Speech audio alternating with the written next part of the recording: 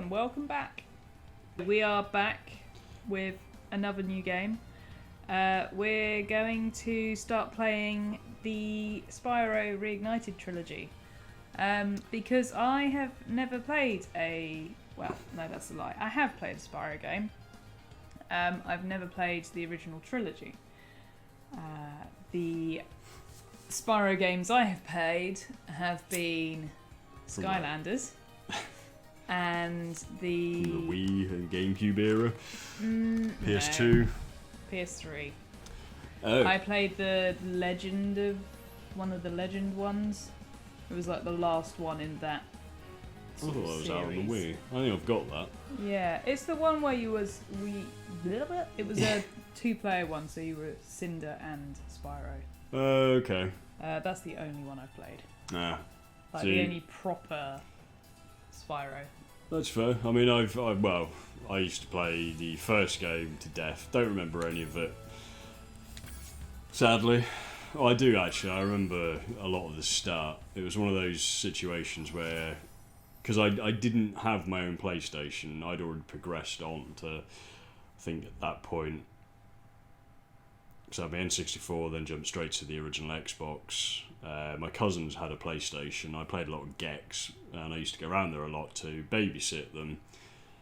They had Spyro, the first two, so I used to play a lot, but a lot of the time, because I'd let them play, and then I'd end up helping them out, I just kept seeing the start very often.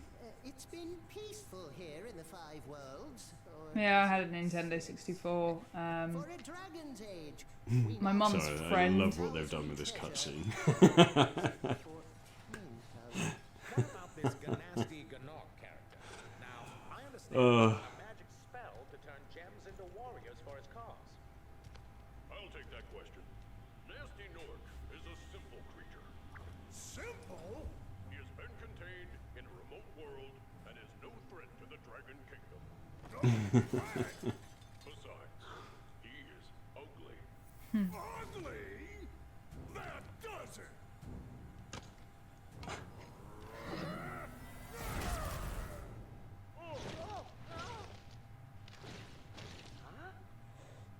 Looks like I've got some things to do.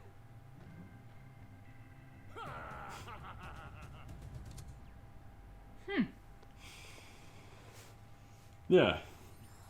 I mean, as far as like a remaster has gone, this, for me, I think is by far one of the better ones. Again, I've never played really Crash either.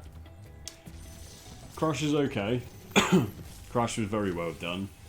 This is by far one of the better remasters that I've seen. I mean, yeah, we've had a fair few recently. Well, it's not even like a remaster, it is a full-blown remake, pretty much. I mean, the core concepts are still here, but everything looks been redone. yeah, Ground up, up, rather that's than the just word. a HD upscale. Yeah, Jack and which- Daxter had an HD upscale, which is fine. It's still a good game. It was in the Yeah. PS2 era, so, you know, it's a bit different. Absolutely. I mean, Metal Gear Solid, they did the HD remake for that. They It did was Tomb Raider fine. Anniversary, which was the first Tomb Raider. Yeah. They remade that, which was pretty good. A little bit different with that though, because that was, they added, they kind of changed certain aspects of it. I thoroughly enjoyed Anniversary. With all of these remasters, it's kind of reviving a lot of the older titles that could potentially have been forgotten about. I mean, for me, Skylanders kind of killed Spyro. Because I never really saw him as the same Spyro. That's kind of the best way to. A lot of look people at it. didn't. I mean, for a few of us who kind of thought fondly on the Spyro. I mean, yes, it looks awful these days, especially on the original console. It does look utterly atrocious. But, them doing this really did revive back. I think it's just such a shame that, like, I mean, we've both worked in retail. We've both worked in, game station. Oof. Ooh, not good. Yeah, see, there you go, he's turned blue. So if I go and And we've kind of worked there within the last 10 years where, you know, you have mums come in going, oh, what games are available for my kids on like the Xbox or the PlayStation 3? And you're kind of stood there like, damn, there aren't as many like platformers as there used to be. Like, there's not really like a Spyro that you can recommend anymore. No, I mean, we had Super Lucky's Tale. Super Lucky's Tale. Actually surprisingly good. I mean... The Lego games. Yeah. And obviously Nintendo are always doing platforms. So you've always got Nintendo. But if you've got someone who doesn't have a Nintendo console, it was always really difficult to try and recommend a... Yeah. I mean, that's the thing, you know, when you've got kids, I mean, this is the thing, I spent so many times trying to get parents to understand that, yeah, okay, you want to go and buy your child an 18 rated game even though they're 11. I had a woman who had a 9-year-old, she went and bought him Call of Duty, then returned the next day having a go at me saying it was too violent. I'd already explained to her, it's not a child game. It's an 18 rated game, yeah. Yeah, it's an 18 rated. You shouldn't have been buying it in the first place. And then it's always, oh, but why did you sell it to me? Because you're the one buying it. You have given permission for, you know, yeah. Yeah, I mean, that's it. You're giving permission for your child to buy it, not me. To play it, even. Yeah, to play it, not me. You know, you're the one purchasing it. I don't, you know...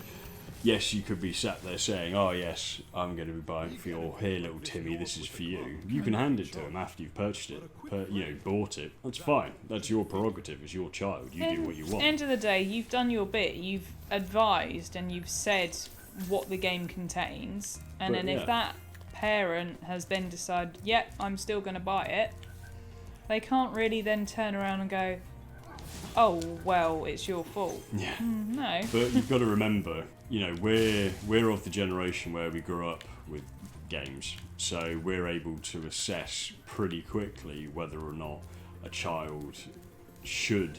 Whether it's a suitable game. Yeah, absolutely. You know, regardless of anything else, you know, I could look at a game and go, no, not suitable at all. Or, yeah, that's absolutely fine. I mean, we always used to help our parents because a lot of them never played games. I mean, I've even had it with my two brothers, you know, they're teenagers now, but when they first got the Xbox One, you know, they were like 11 and 13 or whatever. And suddenly my mother was in a situation where she couldn't buy, like, they'd had the 360, they'd played all the Lego games, they, you know, can't remember what else they played. It was mainly Lego games and Minecraft, and you had, you know, all those sort of things that were obviously designed for kids. And there was obviously a lot of third-party, like, movie tie-in games and stuff as well back then, so they did play those. You suddenly get to the Xbox One, and my mother's in this predicament of, well, all the games are 16 plus, basically. What do I get them? So she would always ask me first, oh, so-and-so wants this game, but is it okay? And she's basically had to just sigh and accept and go, yep, they're going to be playing these adult games. But again, as long as things like that are put into a context, a reasonable context, it shouldn't be too... I mean, obviously... I've got what? I was born in mid-80s, which was pretty much... As I started gaming, there was no rating system, you know. It wasn't until 92, 93 that there was a rating system. So I was playing certain games that are obviously nowadays considered tame as all hell. Mortal Kombat, for example. Yeah, but even things like Street Fighter. Mortal Kombat, Streets of Rage. Oh yeah, all those sort of games were considered adult back then. Streets of Rage, oh man. But I had those games. You know, it wasn't... I mean, They were the games I was allowed to sit in and watch, but not play. But that's the thing, I mean, yeah, I know my mum at the time definitely said no to a few games, which is fine, you know, absolutely fair. I think the only thing that was a big no-no was, so for me, my first games console was the N64, and even then, I got it late, like it took a lot of convincing for my mum and dad to even consider getting a games console for me. So I spent the majority of the start of my life watching others play video games. Yeah. Like, both of my uncles were teenagers when I was a kid, so they had games consoles. So I would go round to my grandparents and watch my uncles play video games. So I would watch them play Sonic. I would watch, you know, one of my uncles had a Mega Drive upstairs and the other one had a Super Nintendo downstairs. So I would watch and play Donkey Kong Country, and then if my uncle was back from uni, we would all go upstairs and watch them both play on the Mega Drive. So they'd play Sonic, they'd play Streets of Rage, they'd play... actually, it was mainly those two that they played. They had stuff like James Pond as well. And then, like, my younger uncle, as he got older, he got into PC gaming. Mm-hmm. So he would play things like Grim Fandango. So I'd watch him play Grim Fandango. I'd watch him play, like, the Man, I love that game so theme much. park games, the theme hospital games. Spent many an hour on both of those. Yes. And then it got to a point where he got Grand Theft Auto. That seems to be the only game that everyone knew, oh, that's a bad game, don't want people watching that, you know, don't want children watching it. So that was the only time where it was then, oh no, you can't go in the room and watch him play that. But that's the kind of really weird thing, I mean, you know... And that was top-down, blimmin', yeah, you know, stuff back then. I mean, I started off with the Commodore 64. So, a lot, you know, that's going back some. And that was a hand-me-down. And then I had my Mega Drive that was bought for me on launch. Which, of course, I thoroughly enjoyed. The Commodore, again, it was one of those scenarios where the games that were available weren't horrendous for it. I mean, I had things like Spy vs. Spy, a few other notable games that off the top of my head couldn't tell you. But it's I got the Mega Drive, I had an old, eventually I got an old 95? Might have actually had yeah, I got a Windows 95 PC. I did have an MS-DOS machine at one point, but it wasn't really for much. But it wasn't until I had the computer with 95 that I started really sort of playing a lot of games. I mean, I had somebody had given me a copy of Wolfenstein 3D. So, you know, playing that was fun. Then Doom. That didn't go down too well. Oh, here's World 1. Yeah, see, I was allowed to watch those games. It was just GTA. Everyone knew that was a bad game. Which is so weird. I mean, It's I bizarre. did have Mortal Kombat a lot younger than I should have done. I watched. I had Streets of Rage. I watched Mortal Kombat. You know, I had the violent video games of the 16-bit era. I mean, I played certain games on a friend's Master System that obviously there was no age rating for in those days. Not that they were really that violent in regards, but again, you know, I used to play a lot of things like Sonic. There was so much choice of games out there at that point that I didn't really have to go out and play the most murderous games. And that's one of the biggest issues of today. it's almost as if developers are like, oh well, if there isn't violence, then it's not going to sell very well. You don't have the third part. You don't have a lot of the third-party movie tie-ins that were available. Like, you used to have everything back then. But again, that also caused one of the, the 83 crash, because things like Because of E.T. E.T., came yeah. out. I mean, but it wasn't E.T. was the final straw. It wasn't Yeah. purely because of E.T., but E.T. was the final straw of lazy programming just as a cash grab, and that's what ruined the entire the entire thing. And I think as consoles have become more complicated, certain developers just haven't been able to keep up. But that's the thing, you take any of the movie tie-ins that we've had recently, I mean, okay, so let's take some of the good ones back from the 16-bit era. You had Aladdin on Mega Drive, the SNES one wasn't great.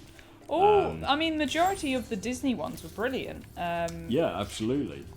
I mean, my cousin, she had a Mega Drive. She lived in London, so she would come and stay for the whole of half term and stuff, and she would bring her Mega Drive collection. So we suddenly had a lot more kiddie games, and we would play the Sonic games. We'd play Bonkers. We'd play Toy Story. We'd play, Aladdin, Pocahontas, Lion King. Oh, the Lion King game. That's the bane of my life. Such a difficult bloody thing. Oh, you have to ram those. Oh, of course I do. Because they're made of metal. Tong tong.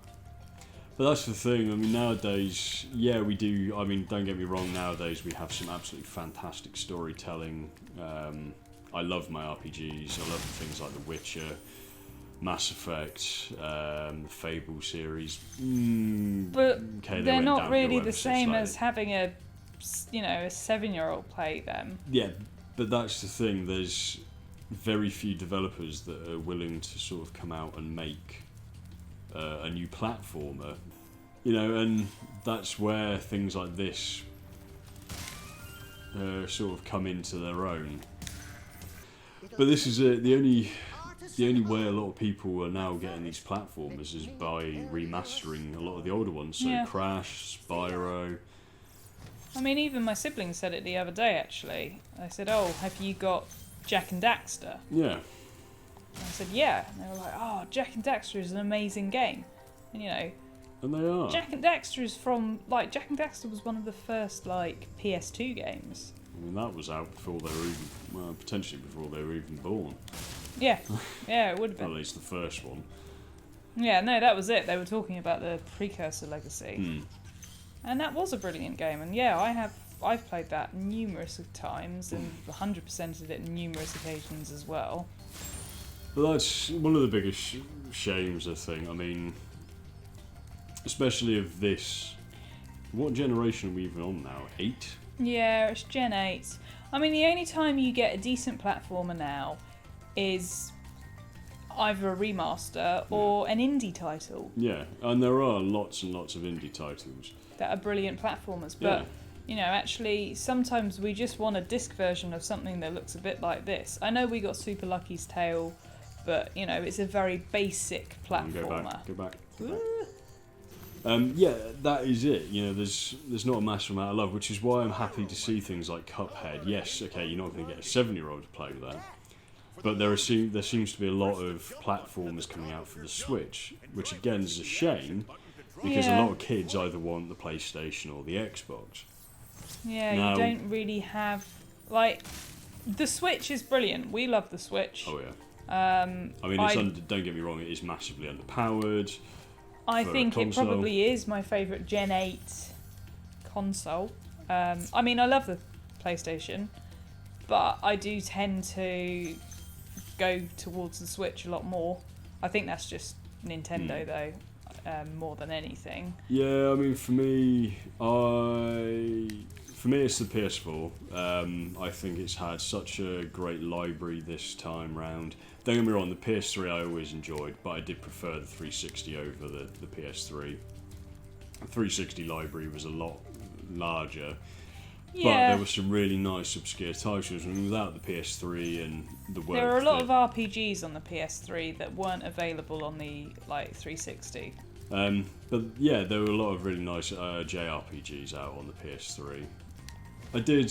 I like the set Gen 7. It was 360 for me. I think it had a better library. This gen, definitely the PlayStation.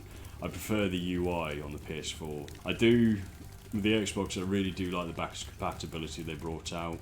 My only issue is I'm a little bit frustrated that they've put more love with the Xbox One X for backwards compatibility, because obviously the greater performance. Oh yes!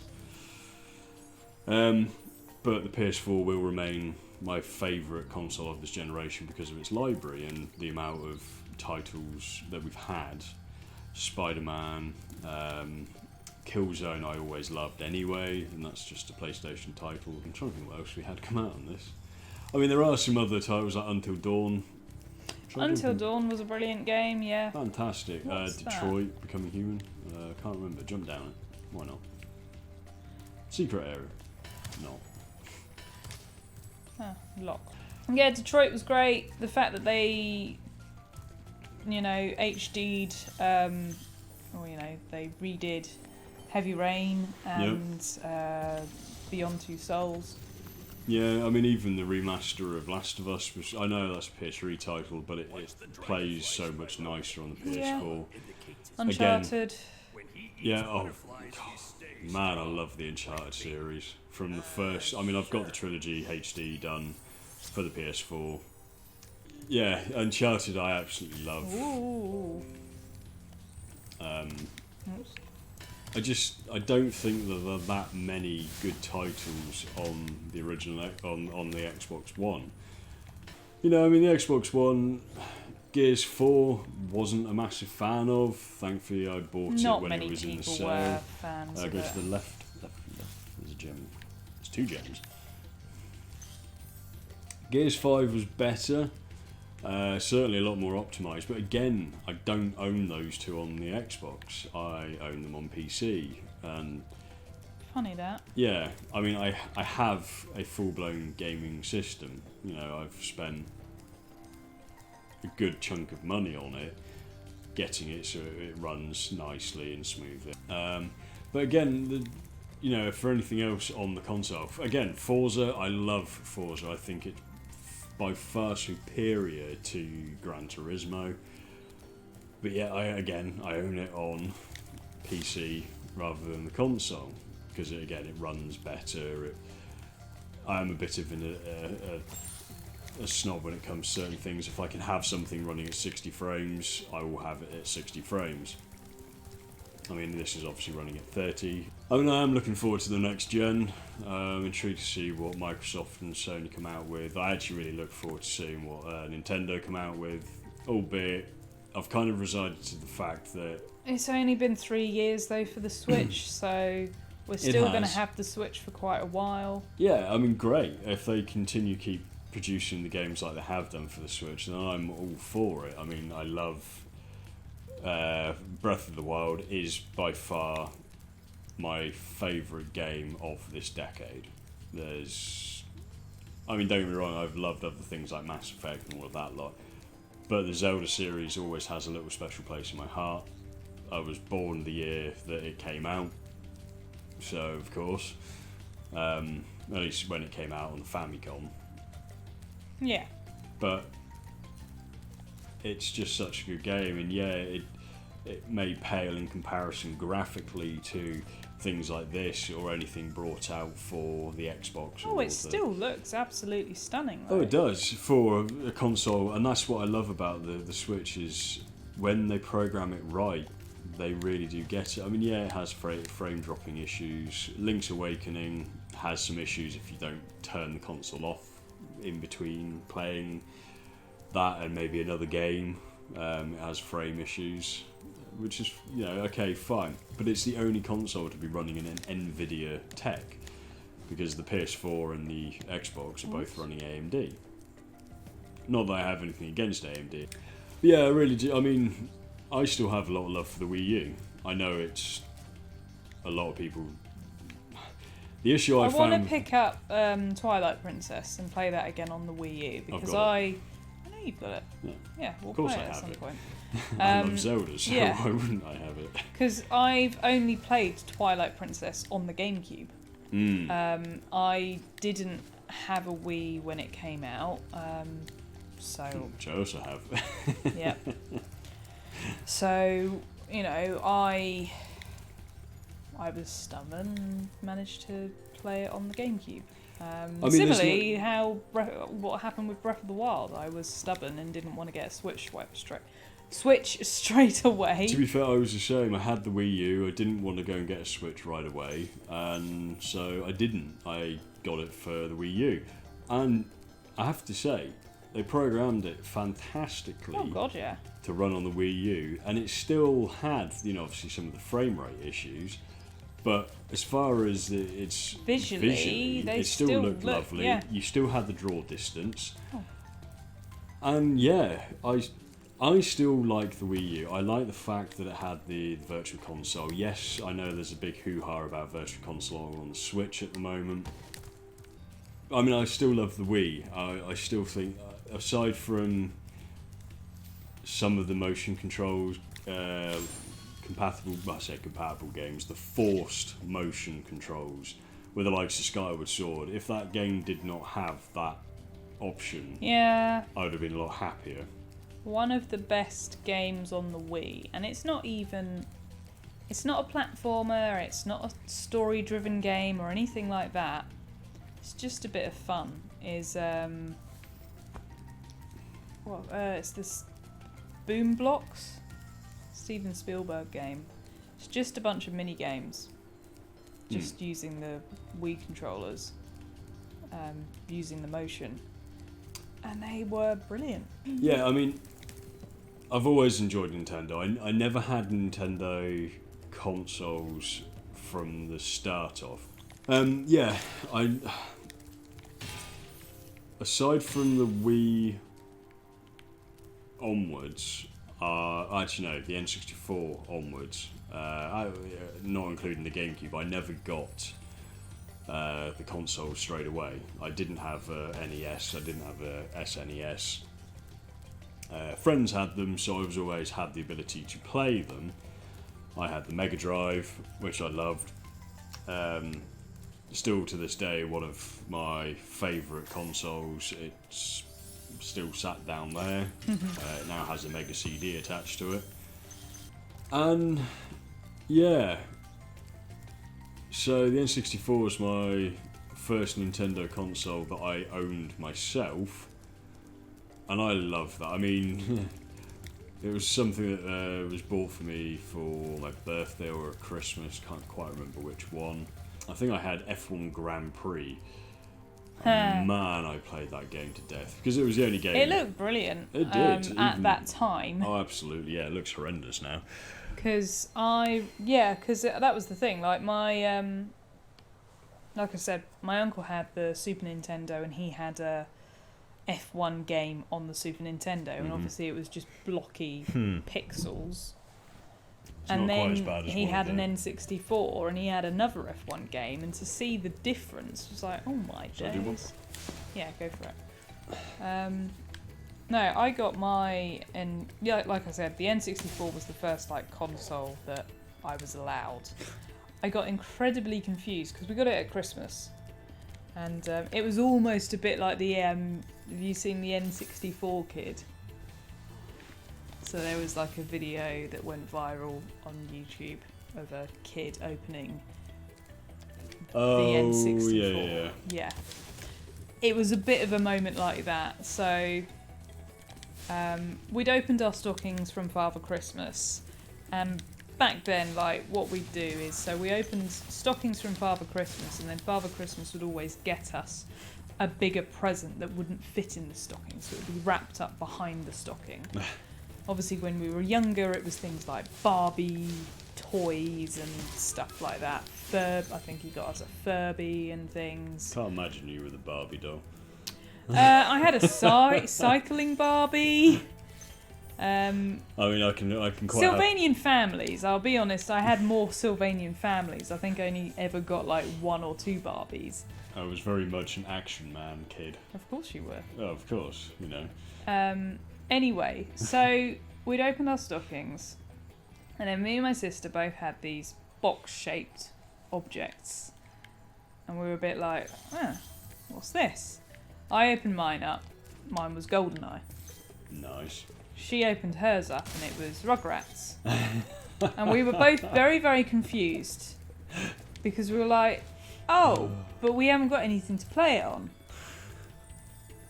To which my mum and dad then turned around and did the whole, well, you know, we spoke to Father Christmas and he said he was more than happy to get you some games, but, you know, we had to fulfill our side of the bargain. And they had their coffee table and they pulled out this massive package from under the coffee table, and, you know, we opened it up and it was the N64.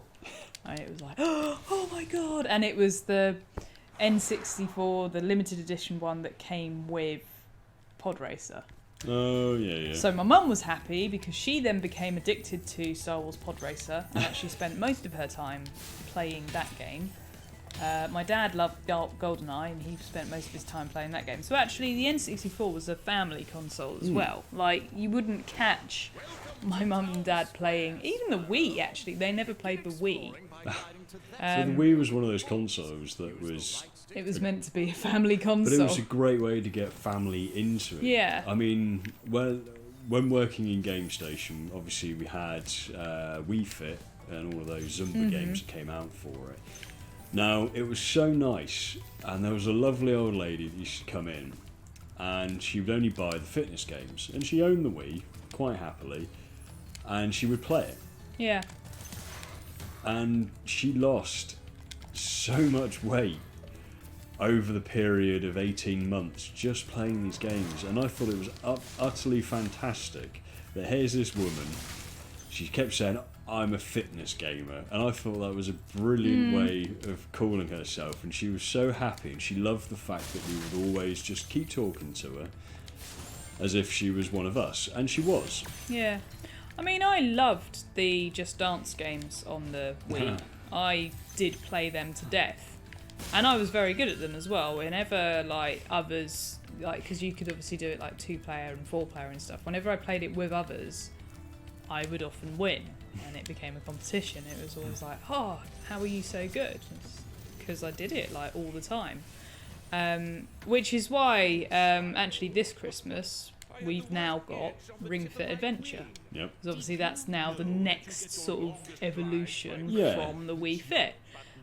We haven't had the chance to actually play it yet.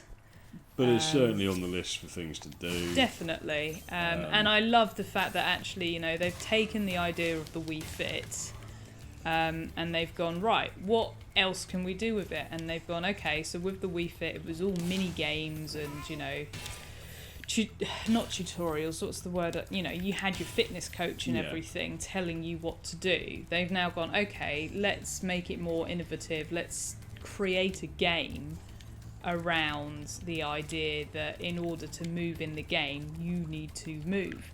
You need to do certain exercises in order for certain things to happen on the screen in order for you to progress in the story. Yeah. Brilliant. I think it's a really good idea, and that's kind of why why we've gone to get it, is because we want to look at the story and everything and see what it's like. Yeah, I mean, that's it. I mean, we've also now got the PlayStation VR. I know you had it in the past, but it's something new to me. The issue that I've always had is I originally wanted to get an Oculus or the Vive, but they're not overly glasses friendly. I'm not a big one on compacts. Which, you know, is a bit of a pain, but the PlayStation VR has been quite a nice little eye-opener into the VR spectrum, or in motion gaming, and that includes the Ring Fit, because that's what it is. It's motion gaming. You're and another, you know, that's the other thing. Like when I had the VR in the first place, you know, the first game I got was Job Simulator, and I struggled with Job Simulator. You know, I did get the motion sickness and stuff. So I kind of put it down and didn't really use the VR that much. Then when Beat Saber came out, that's when I started using it daily, because it was another motion game like Just Dance and stuff that I used to be really good with. Actually, you know, saying that, I used to play all the DDR games on like the PS2 and stuff as well, with the dance I think I only map. ever played them when drunk.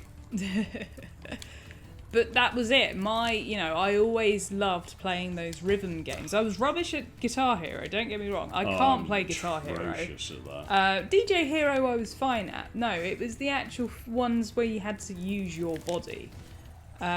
So when Beat Saber came out, I was like, brilliant, I'm downloading this. So I got it.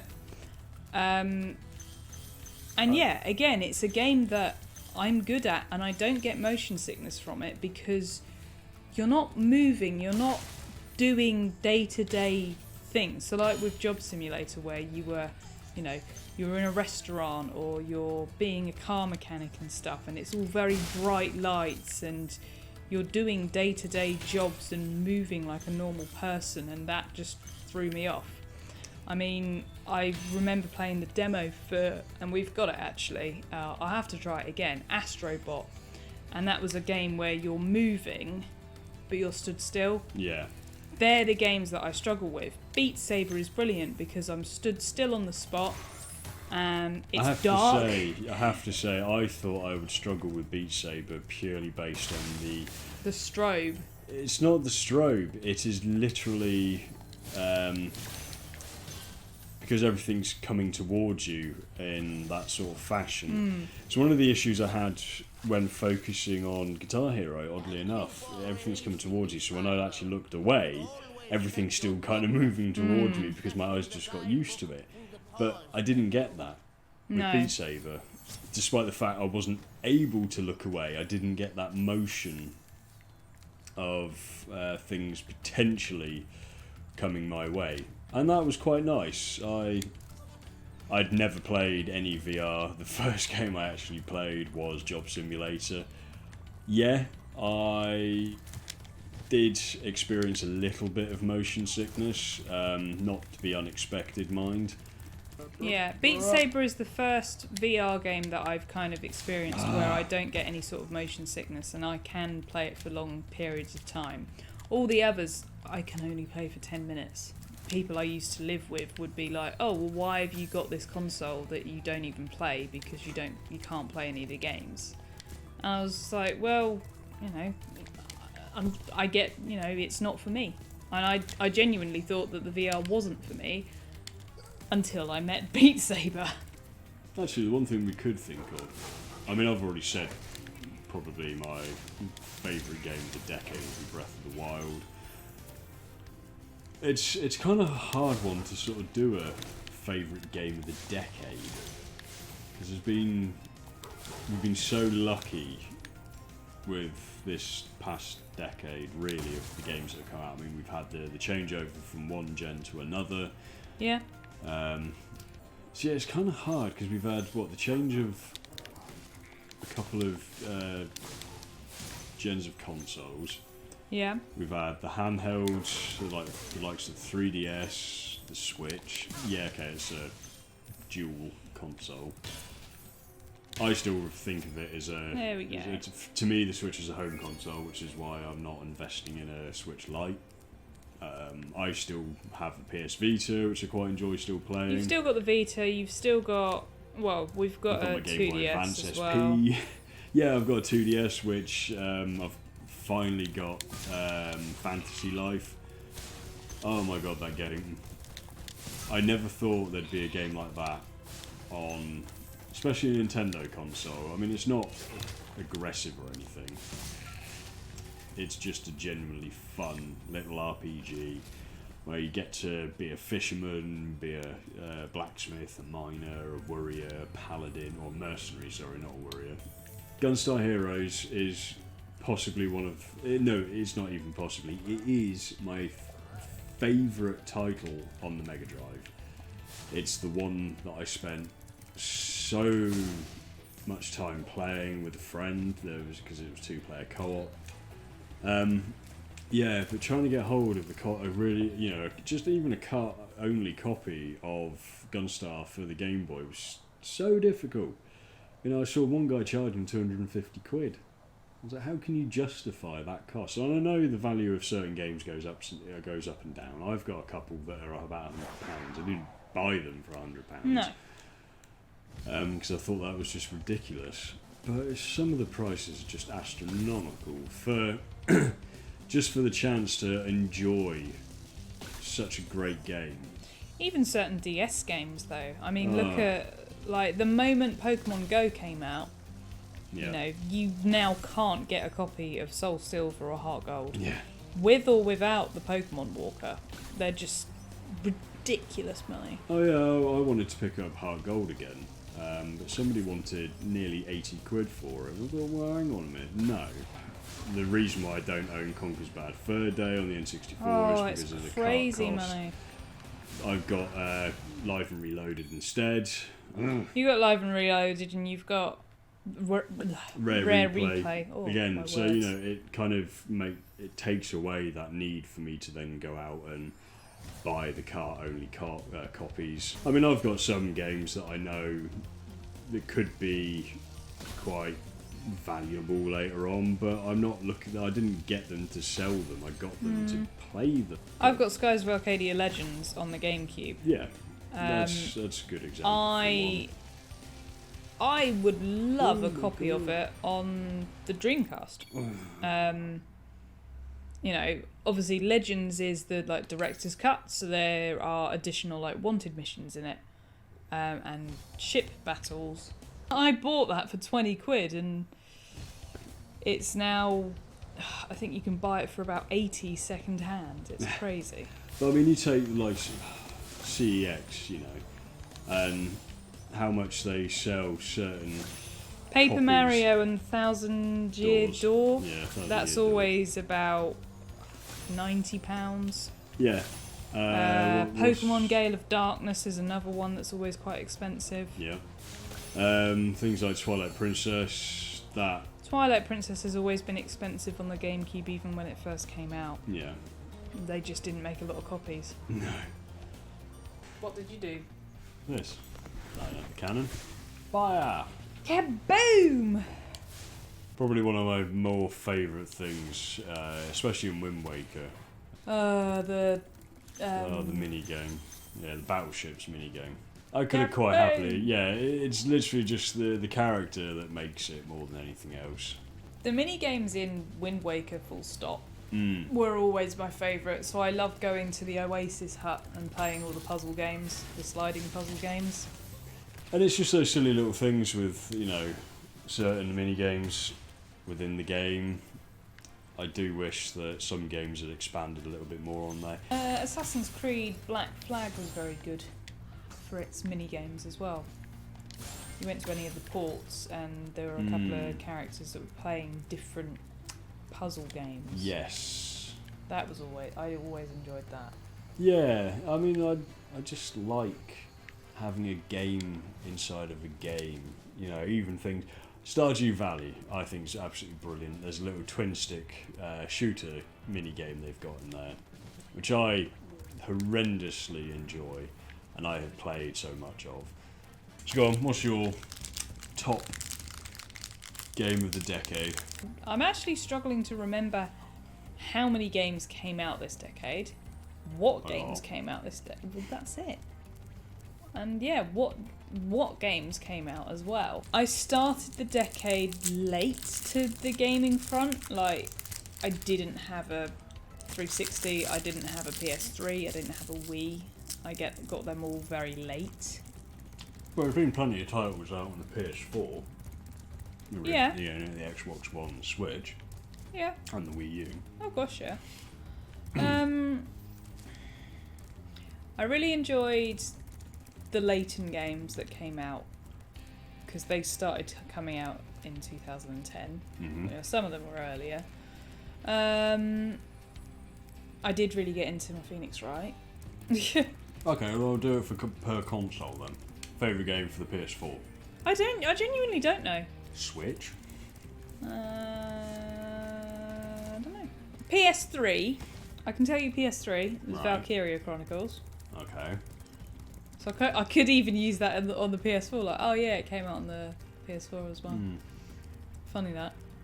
And actually, I've got Valkyria Chronicles 4 on the Switch. No, the thing is there is a lot of games on the Switch that we have. Yeah, I mean it is. We've had so many changes. I mean, for Nintendo, we've seen the change of 3 different consoles. Yeah, we've had the 3DS, the Wii U, and the Switch. Yeah, but the Wii was still had games And the produced Wii, for yeah. it in the last decade. This is the thing, you've had the Wii, the 3DS, the 2DS, the Wii U, the Switch. You know, and that's insane. That is genuinely insane to think that we've had 4 different generations of Nintendo consoles, whether they be handheld or not. I mean, okay, we've only had 2 generations of, say, the PS3, PS4, 360, and the Xbox. Still, yeah, we've had some fantastic games on so many consoles. You know, because each console has literally brought in a new era of something. You know, I mean, I generally do look forward to the next 10 years. I think upcoming. Let's have a look at the list of upcoming games. We've got Xenoblade on the Switch being remastered, which will be fun. Yeah. I never got to play it on the Wii. Oh, Animal Crossing. Yeah, I am looking forward to that. Rayman Legends. I really enjoyed them. I really like the demo they released for Rayman Legends. I really enjoyed Rayman Legends. Bioshock Infinite. That was a pretty good game as well, actually. Yeah, actually, I did enjoy that. I played that quite a lot. I would like to see another Mass Effect game. Doesn't necessarily have. I mean, I enjoyed Andromeda. I know it got a lot of hate. I never saw any of the really big bugs other people seem to come across. I mean, yeah, okay, some of the facial animations was kind of wrong. But again, you've given the full development of a game to a team who've only ever done DLC. So what do you kind of expect? You know, there's no real cutscenes and a bit of DLC. That they don't have to worry about character animations. They don't have to worry about modelling. It's already done. You know, it's there. They had to start from the ground up, really. Yeah, they did a very good job. They genuinely did. I mean, the look of the Tempest was phenomenal. The sound effects, all the new weapons were great. Okay, some of the worlds that you explored in certain areas were a bit barren. It wasn't game breaking. It didn't suddenly make me think, oh, I played it. I actually really enjoyed it. If that makes me a bad human being, then so be it. So it's been fun. Yeah, we've had a blast. Yeah, I'm not being sarcastic when I say that. I realise that it sounded a bit sarcastic. No, it has been fun. It's kind of reignited. Reignited. Ha ha ha. So funny. No, it's kind of brought back my love of Spyro. Again, I'm glad that they did it. I'm glad they brought it back. But anyway. Thank you so much for watching. Hell yeah. It has always been, as always, been lots of fun. We'll see you next time. Bye-bye.